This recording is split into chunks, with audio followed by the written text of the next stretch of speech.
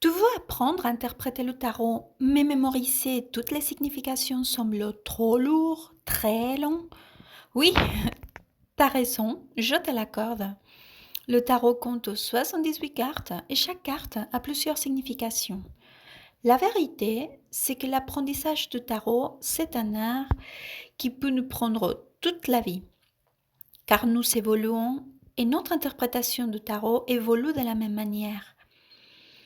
Mais ne décourage surtout pas. Je te garantis que ta motivation et envie suffisent si tu ressens l'appel de tarot.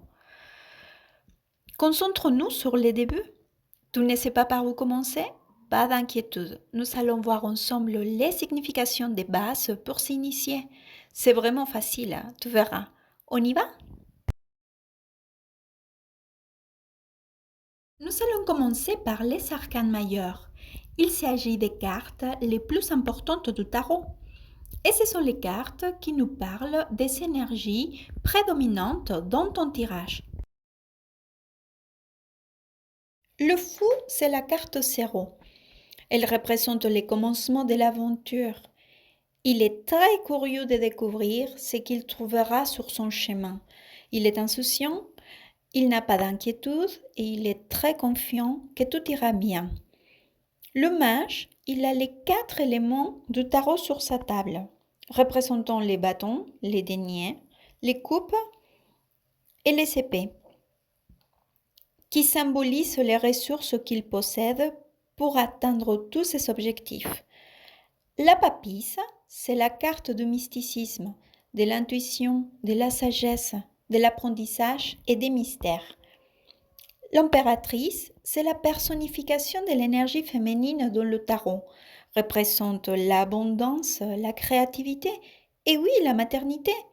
Mais pour commencer, on ne va pas s'aventurer à dire qu'on aura une grossesse à chaque fois que nous tirons cette carte. On va parler plutôt des gestations. Donc, la gestation d'un projet, d'un sentiment, d'un rêve. L'empereur, c'est la personnification de l'énergie masculine dans le tarot.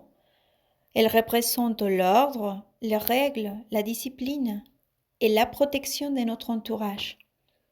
Le pape ou hiérophant représente les institutions sociales ou bien ces institutions que nous avons créées nous-mêmes dans notre caractère, notre morale, la tradition, l'éducation et le sage conseil. La carte des amoureux, oui, représente bien évidemment l'amour, la connexion, les couples ou les accords. Attention, si c'est une carte que nous tirons lors d'un tirage d'un contexte professionnel, alors elle va représenter justement la connexion avec notre métier, des accords à notre travail ou cet amour que nous ressentons vis-à-vis de notre profession. Le chariot représente l'avancement, la détermination, c'est conduire sur la bonne direction et la volonté de réussir. La force, oui, comme son nom l'indique, représente la force, le courage, la résistance et aussi la maîtrise que nous avons pour affronter les difficultés. L'ermite, c'est un personnage qui s'aparte du monde. Il réflexionne et il recherche sa sagesse et sa lumière intérieure. Elle évoque donc un moment de solitude, justement car nous sommes en train de nous chercher. La roue de la fortune représente un changement de situation, bien ou mauvais, cela dépend des cartes autour ou du contexte du tirage. Et elle représente, oui, la bonne fortune. Et dans son signification plus profonde, c'est la carte du destin. La justice nous parle des situations où nous savons mettre d'abord la pensée ou notre conscience plus que les sentiments.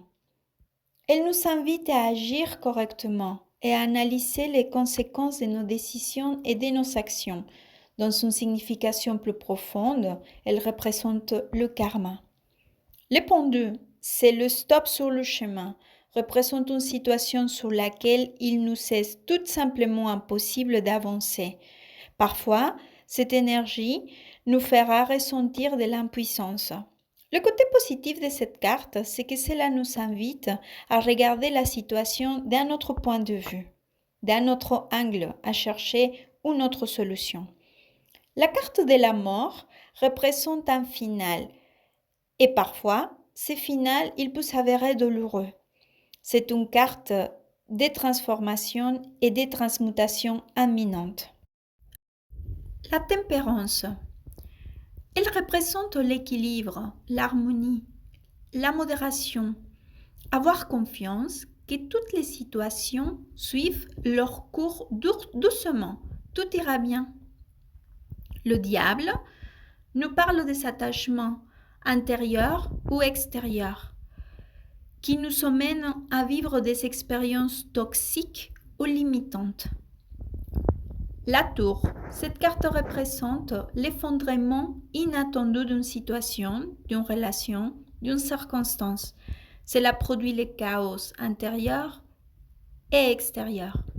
Le côté positif de cette carte, c'est qu'elle représente un nettoyage nécessaire et incontournable dans notre vie.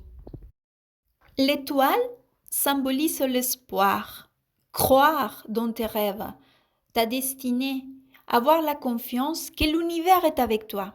Dans une signification plus profonde, elle nous parle des guérisons. La lune représente la peur, la confusion, les choses cachées.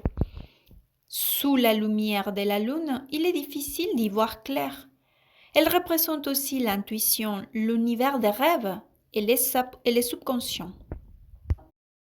Le soleil, c'est le bonheur, l'épanouissement.